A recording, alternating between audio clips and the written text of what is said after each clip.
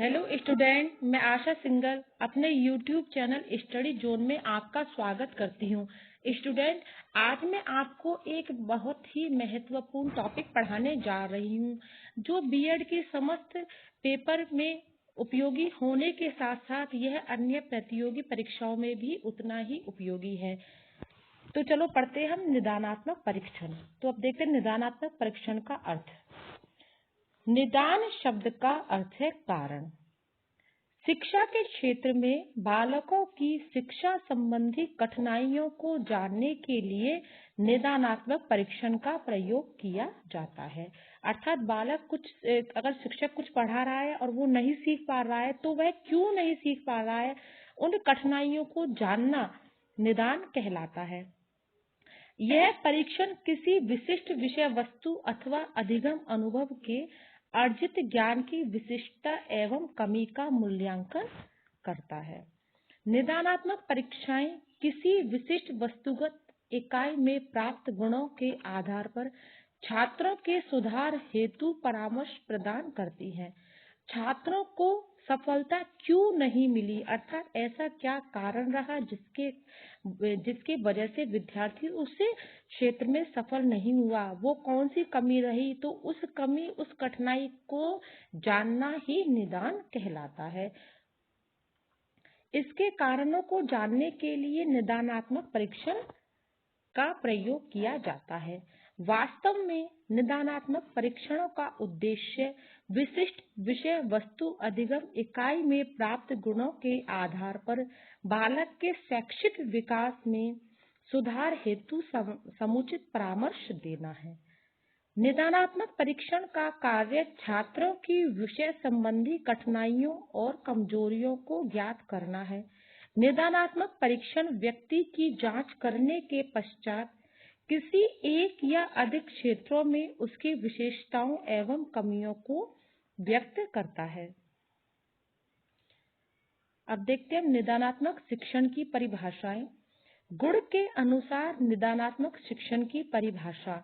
निदान का अर्थ है अधिगम संबंधी कठिनाइयों और कमियों के स्वरूप का निर्धारण। योकम व सिम्पसन के अनुसार निदानात्मक शिक्षण की परिभाषा। शिक्षण में विशिष्ट त्रुटियों का निदान करने का विशेष प्रयास किया जाता है, उसको बहुधा निदानात्मक शिक्षण कहा जाता है। अब आगे हम देखते हैं निदानात्मक परीक्षण के उद्देश्य, अर्थात किन उद्देश्यों को ध्यान में रखकर निदानात्मक परीक्षण किया जाता है। किसी विशिष्ट विषय में छात्रों की उपलब्धि की कमी का पता लगाना, छात्रों की विषयगत कमजोरी के कारणों का पता लगाना, अध्ययन अध्यापन प्रक्रिया में सुधार लाना, अर्थात शिक्षण एवं सीखने की कमजोर परिस्थितियों का सम्यक निवारण करना, किसी विशिष्ट विषय में पिछड़े हुए बालकों को पहचानना, तदर्थ उनके सुधार हेतु निदान करना, परिस्थिति संबंधित कठिनाइयों के निवारण और परिस्थितियों में सुधार लाना, विषय संबंधी निदान हेतु विषय को छात्रों की रुचि एवं क्षमता अनुसार बनाना, छात्रों के सर्वांगीण विकास में सहायता प्रदान करना, कम समय में विषय वस्तु को समझना, अध्यापक को स्वयं के अध्यापन का मूल्यांकन करने में सहायता प्रदान करना। ब्रूकर तथा मेलवी ने निदानात्मक परीक्षण की उपयोगिता को महत्व देते हुए लिखा है, निदानात्मक परीक्षण का मुख्य उद्देश्य किसी विषय वस्तु में बालक की विशिष्ट कमजोरी को प्रकाश में लाना है, ताकि कमजोरी के कारणों की छानबीन करके सुधार हेतु उपचारात्मक कदम उठाए जा सके। अर्थात पहले तो निदान होता है, फिर उपचार होता है। जब हमें कमी का पता लग जाता है तो उन कमियों को दूर किया जाता है, वह उपचार कहलाता है। निदानात्मक परीक्षण की आवश्यकता। विद्यालय में छात्रों को आगे बढ़ने, उन्हें उत्तीर्ण अथवा अनुत्तीर्ण करने, के लिए उनका निष्पत्ति परीक्षण किया जाता है, परंतु छात्रों को सफलता क्यों नहीं मिली, वह अगली कक्षा में क्यों नहीं जा पाए, इसका कारण जानने के लिए निष्पत्ति परीक्षण पर्याप्त नहीं है। इसके लिए निदानात्मक परीक्षण का प्रयोग किया जाता है। शिक्षा की दृष्टि से निष्पत्ति परीक्षण और निदानात्मक परीक्षण दोनों ही आवश्यक है, फिर भी दोनों में अंतर है। अब देखते हैं निदानात्मक परीक्षण और निष्पत्ति परीक्षण में अंतर। निष्पत्ति परीक्षण के द्वारा यह मापन किया जाता है कि एक विषय के संबंध में छात्र ने कितना ज्ञान अर्जित किया है। यह मापन प्राप्तांक के रूप में होता है, किंतु यह परीक्षण छात्र के कम अथवा अधिक प्राप्त करने के कारणों का पता लगाया जाता है। इस प्रकार निदानात्मक परीक्षण में सही प्रश्न के लिए अंक नहीं दिए जाते, अपितु गलत प्रश्नों के कारणों पर विचार किया जाता है। निष्पत्ति परीक्षण में प्रश्नों को कठिनाई के क्रम में रखा जाता है, अर्थात सबसे पहले सरल प्रश्न और सबसे कठिन प्रश्न सबसे बाद में रखे जाते हैं, किंतु निदानात्मक परीक्षण पाठ्य वस्तु के साथ सीखने के क्रम को महत्व दिया जाता है। निष्पत्ति परीक्षा का प्रयोग छात्रों को अगली कक्षा में प्रवेश देने, श्रेणीबद्ध करने तथा उनका वर्गीकरण करने के लिए किया जाता है, परंतु निदानात्मक परीक्षण का प्रयोग छात्रों के शिक्षण में सुधार करने के उद्देश्य से किया जाता है। निष्पत्ति परीक्षण परिमाणात्मक होते हैं, इनमें मापन अंकों में होता है, जबकि निदानात्मक परीक्षण गुणात्मक होते हैं। निष्पत्ति परीक्षण का प्रयोग किसी विषय में किसी विशिष्ट विषय वस्तु के अध्ययन के अंतर्गत ज्ञान का मूल्यांकन करने के लिए किया जाता है, जबकि निदानात्मक परीक्षण बालक में किसी विशिष्ट विषय वस्तु के समुचित ज्ञान को प्रतिबिंबित करता है, अर्थात विषय वस्तु इकाई में प्राप्त गुणों के आधार पर समुचित सुधार हेतु छात्र को परामर्श प्रदान करता है। इस अंतर के आधार पर निष्कर्ष रूप में यह कहा जा सकता है कि दो समान योग्यता वाले छात्रों की निष्पत्ति में अंतर हो सकता है, लेकिन यह अंतर क्यों है, इसे निदानात्मक परीक्षण से ही मापा जा सकता है। छात्रों को किस प्रकार अभिप्रेरित किया गया है, उनकी परिस्थितियां कैसी है, इन सबको जानना निष्पत्ति परीक्षण का कार्य नहीं है।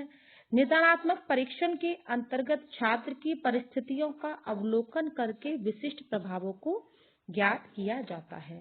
निदान के अंतर्गत छात्र के व्यवहार के सभी क्षेत्रों को सम्मिलित किया जाता है, अर्थात छात्र के सीखने संबंधी कठिनाइयों का पता लगाना तथा उनके नए सीख पाने के कारणों को ज्ञात करने की क्रिया निदान कहलाती है। अब हम आगे देखते हैं निदानात्मक परीक्षण के प्रकार। निदानात्मक परीक्षणों का प्रयोग कमजोर छात्रों की जानकारी के लिए किया जाता है। यह परीक्षण दो प्रकार के होते हैं, ये जिसमें फर्स्ट है अध्यापक निर्मित और दूसरा है मानकीकृत परीक्षण। अध्यापक निर्मित निदानात्मक परीक्षण, इन परीक्षाओं का प्रयोग निष्पत्ति परीक्षण के उपरांत छात्रों की कमजोरियों को जानकर उनके कारणों को जानने के उद्देश्य से किसी निर्दिष्ट विषय पर अध्यापक द्वारा निर्मित किया जाता है। दूसरा है मानकीकृत परीक्षण। विद्वानों द्वारा कुछ मानकीकृत निदानात्मक परीक्षण निर्मित किए हैं, जिनका प्रयोग शिक्षण में कमजोरियों को ज्ञात करने एवं उनका निदान करने के लिए किया जाता है। मानकीकृत परीक्षण में पहला है वीपी शर्मा ने कक्षा 5 के लिए भाषा कौशल में 6 निदानात्मक परीक्षणों का निर्माण और उनका मानकीकरण किया। भाषा विषय में मनोभाषिक प्रारूप के नवीनतम तरीके के रूप में निदानात्मक परीक्षणों में गिलफोर्ड और ब्लूम के बौद्धिक प्रारूप और उद्देश्यों को आधार बनाया गया है। अब मानकीकृत परीक्षण में दूसरा है प्रेसी का वाचन निदानात्मक परीक्षण। इसमें कक्षा 3 से 9 तक के शब्द भंडार की परीक्षा के शब्द थॉर्नडॉय की 10,000 सामान्य शब्दों की सूची से लिए गए हैं और उसके आधार पर छात्रों की वाचन योग्यता को देखा जाता है, साथ ही उसके कारणों को भी देखा जाता है।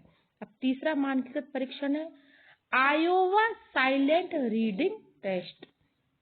यह परीक्षण छात्रों के मौन वाचन कौशल और क्षमता की परीक्षा के लिए निर्मित किया गया है। इसमें 5 उप परीक्षण है, अर्थात जो आयोवा साइलेंट रीडिंग टेस्ट है उसमें भी 5 उप परीक्षण है। पहला है गद्य की बोधगम्यता तथा अध्ययन की गति। दूसरा है पद्य की बोधगम्यता तथा सौंदर्य अनुभूति। तीसरा है विभिन्न प्रकार की पाठ्य वस्तु की शब्दावली। चौथा है वाक्यों का अर्थ और पांचवा है परिच्छेद की बोधगम्यता। इस प्रकार इस परीक्षण द्वारा छात्राओं की पठन क्षमता की जांच की जाती है। इसके अतिरिक्त भाषा, विज्ञान एवं गणित के क्षेत्र में कुछ निदानात्मक परीक्षण निम्न है। इसमें फर्स्ट है R.S. अग्रवाल द्वारा reading test and diagnosis of reading difficulty for class 6। फिर L.P. खारिया द्वारा। अब है शैक्षिक निदानात्मक परीक्षण का महत्व। शैक्षिक निदानात्मक परीक्षण से छात्रों की विशेष अथवा शिक्षण में रही कमजोरियों का पता लगता है कि कोई छात्र अपनी शैक्षिक प्रगति क्यों नहीं कर पाया। इस रूप में शैक्षिक निदानात्मक परीक्षण के महत्व को इस रूप में देखा जा सकता है। शैक्षिक निदानात्मक परीक्षण के द्वारा छात्रों की सीखने संबंधी कठिनाइयों का पता चल जाता है। कठिनाइयों एवं कारणों को दूर करते हुए समुचित शिक्षण की प्रक्रिया अपनाई जाती है। शिक्षण प्रक्रिया द्वारा छात्रों को अपनी शक्ति एवं योग्यता के अनुसार शैक्षिक प्रगति करने का अवसर मिलता है। शैक्षिक दृष्टि से पिछड़े बालकों की हीन भावना दूर होती है, साथ ही इस क्रिया से अन्य छात्रों के समय की भी क्षति नहीं होती है। इससे छात्रों में आगे बढ़ने की प्रेरणा जगती है, उनके व्यक्तित्व का समुचित विकास होता है और शिक्षण प्रक्रिया भी प्रभावशाली होती है। छात्रों की व्यक्तिगत कठिनाइयां दूर होती हैं और वे असमायोजन की स्थिति से बच जाते हैं। इसका मतलब ये हुआ कि निदानात्मक परीक्षण पहले शिक्षण के दौरान जो विद्यार्थी में रही कमजोरियां कि विद्यार्थी क्यों नहीं वह उपलब्धि कर पाया, तो उसके कारणों को जांचना, उसके बाद उसका उपचार करना, यह निदानात्मक परीक्षण कहलाता है। इससे विद्यार्थी अपनी शैक्षिक प्रगति में पिछड़ता नहीं है और अन्य छात्रों के साथ वो बढ़ता रहता है और वह कुसमायोजन से भी बच जाता है। अब आज के लिए इतना ही।